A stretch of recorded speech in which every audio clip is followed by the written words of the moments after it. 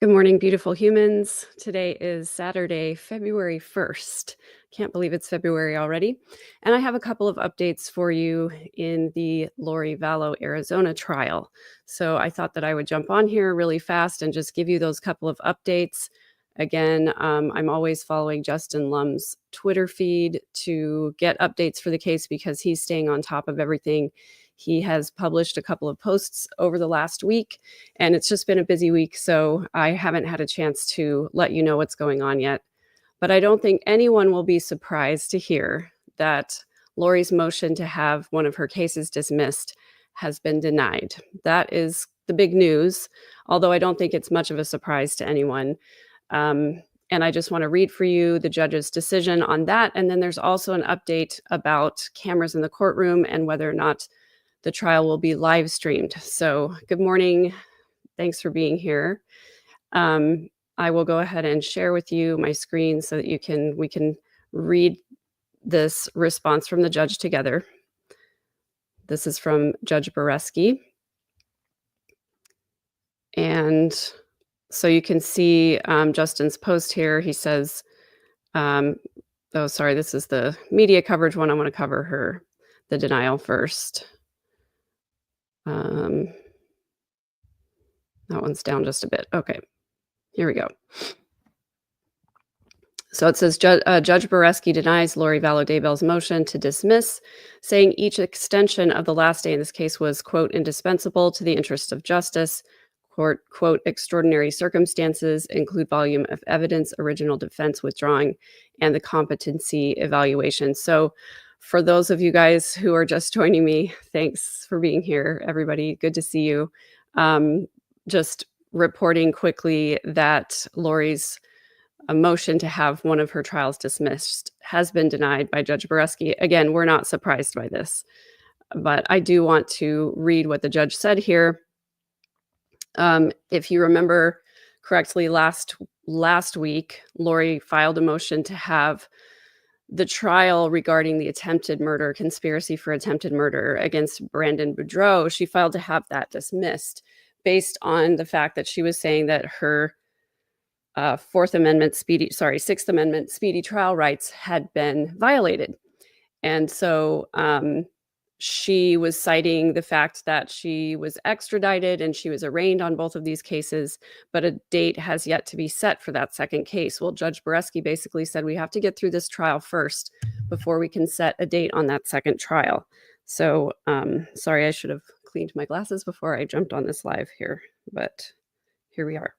So here is the actual minute entry from the court. So it addresses Lori N. Daybell. The N is for Noreen. That's her middle name. Yeah. It says the court has received and reviewed the defendant's motion to dismiss. And then it names the case number, but we know that this is Brandon Boudreaux's case number, filed January 15th, 2025. As pointed out in the defendant's motion, the trial has been continued several times over the objection of the defendant. The first continuance from April 1st, 2024 to August 1st, 2024 occurred when the case was designated complex upon agreement of the state, defense attorneys, and the court. The next continuance of the trial date was at the request of the defense team based on the very extensive amount of discovery that had been disclosed by the state. Now, if you have been watching this case and watching the hearings that have taken place, you know that Lori's original defense attorneys are different than the advisory council that she has now. And I don't remember the name of the attorney, but it was the male attorney who was on the case, basically was saying that there was so much to go over that he was not prepared, and he was asking for a continuance so that he could have time to go over all of the copious, voluminous discovery that was presented to him in this trial. So that's what the judge is referencing here. The defense needed more time to review all the discovery and be adequately prepared to competently defend the case at trial. Between that continuance and the currently scheduled trial date, the original defense team withdrew and new attorneys appointed, and the defense went through a competency evaluation. Each continuance of the trial date was based on the extraordinary circumstances of the case, mainly the outsized amount of discovery, and delay was indispensable to the interests of justice. Each and every extension of the last day has been permissible and appropriate under the Arizona Rules of Criminal Procedure, Rules 8.1, 8.4, and 8.5. And then the second page, it says the trial in this case will proceed soon after the conclusion of the trial, and it gives the case number for Charles Vallow's trial. Assuming the defendant is prepared to proceed with back-to-back trials, the last day in this case remains May 11th, 2025. And so basically he's saying that by May 11th, they will set a date for the Brandon Boudreaux portion of the trial. So just coming back over here to look at comments and see if there are any questions. Good morning. Thanks for being here, everybody. Please like on your way in. And thanks for this. I wish I could join you. If you haven't already, please subscribe to the channel. It is the best way to support the work that I do and to ensure that you get all of the information that you're looking for, not only with this case, but other cases in true crime, Mormonism, narcissism. Those are all the things that we talk about on this channel. So yes, we're waking up to good news this morning that Lori's motion to have her Brandon Boudreaux portion of her trial dismissed has been denied by Judge Boreski. So I'm grateful to the judge here for making a good call. And I pretty much knew that this was going to be the case. So just to make sure that you guys knew that. And then the next little update is, it says MCAO wants limitations on media coverage in response to Court TV's request. The state does not object to cameras, but objects to live stream and also wants to exclude cameras for jury selection. The concern is jurors not expressing honest opinions and also the jurors being seen and exposed to the public eye when they haven't even been assigned to the case yet. I understand that. So it's up to Judge Boreski now as to whether or not he's going to allow cameras and allow live streaming. So here is the actual court document. It says the state of Arizona, through undersigned counsel, was advised on January 24th, 2025, that Court TV submitted a request to the Maricopa County Superior Court. Ooh, that's a lot for not having warmed up my voice. Maricopa County Superior Court to live stream the trial for these cases on the web and to distribute the live stream. The state does not object to cameras in the courtroom during the trial, but requests the court preclude any media filming, photographing, or recording these trials during jury selection. The presence of media filming, photographing, or recording during voir dire may inhibit jurors from expressing their honest opinions and could result in a jury that is not impartial. The state also requests the court preclude the trial from being live streamed. If the media accidentally films a juror or any conversation at the bench while live streaming, Court TV would not be able to stop the public from seeing the juror or hearing those conversations.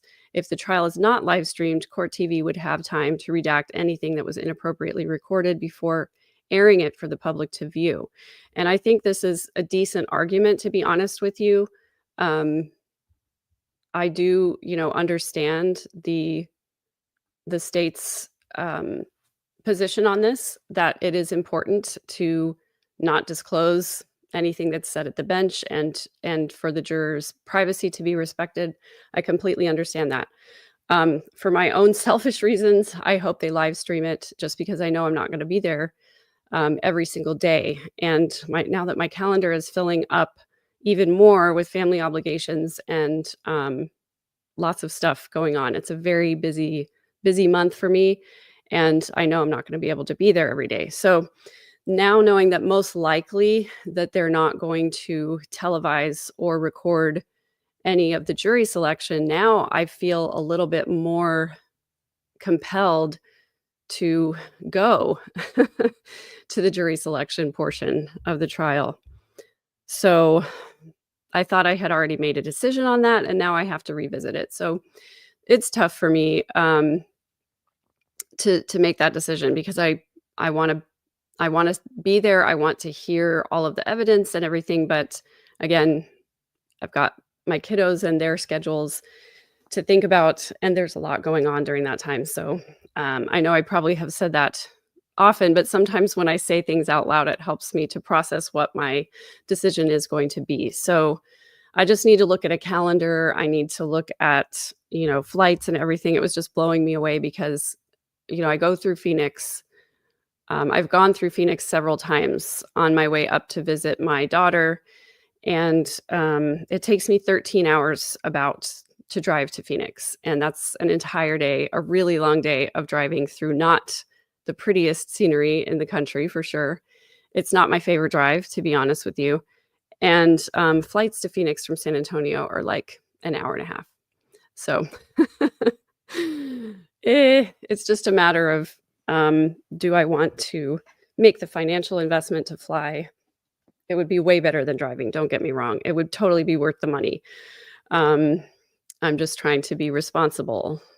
So in addition, I really don't want to leave my kiddos for extended periods of time, even though I have friends they can stay with who can stay with them. They have their dad and all of that stuff. Anyway, it's just, it's a lot to think about. And every time I think that I've made a decision about it, something else changes or shifts and it becomes more difficult. So I'm going to do the best I can to be there as much as I can.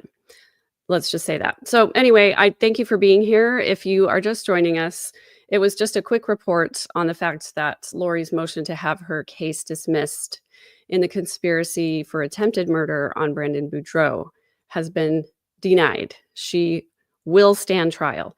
The judge pointed out that all of the delays and continuances have to do with the fact that it is a complicated case and the legal ramifications for that are that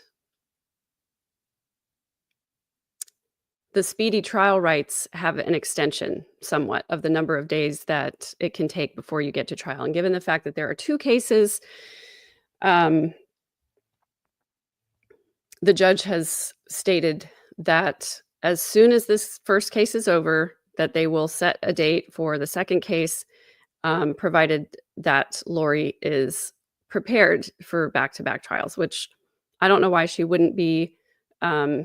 She obviously knows the case material really well.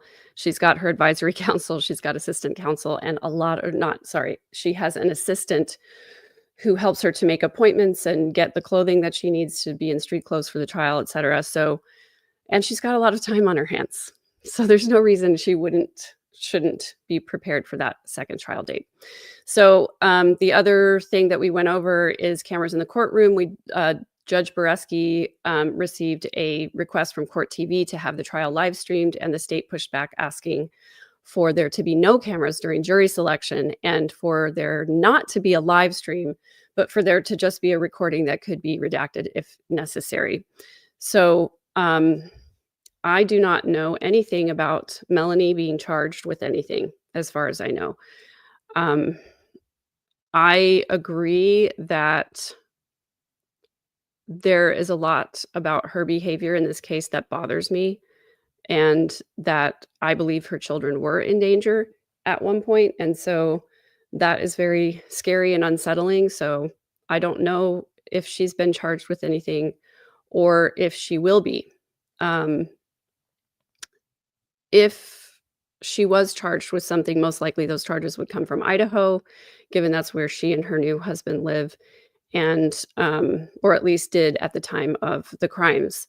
However, I think it's difficult to try her for endangering her children when I would say like her accomplice in endangering her children was Alex, and he's deceased, obviously. So I think absent the ability to prove that she harmed her children or that there was intent to harm, I don't think she can be charged with anything. So I've learned that the attorney general for the state or whoever is in charge of making the decision about what crimes get prosecuted, their decision has a lot to do with the likelihood of a conviction. and they're not going to spend the time and money to try to prosecute someone if they don't believe that they'll get a conviction.